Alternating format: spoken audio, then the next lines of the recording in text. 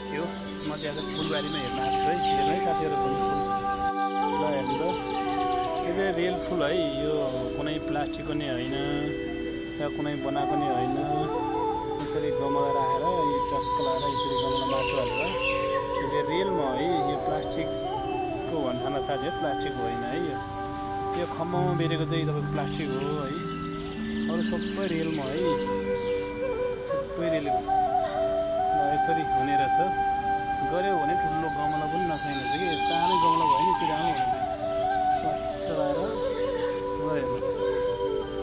कति राम्रो छ ल हेर्नु यस्तो त फुलको चाहिँ सेतो ल त त्यो रियलमा है साथी हो गऱ्यो भने जानु हुनेछ कि हाम्रो नेपालमा ठुलो गमलै नचाहिने यो सानो सानो गमला पनि यति घर आँगनमा रमाउनु छ भने यस्तो हुनेछ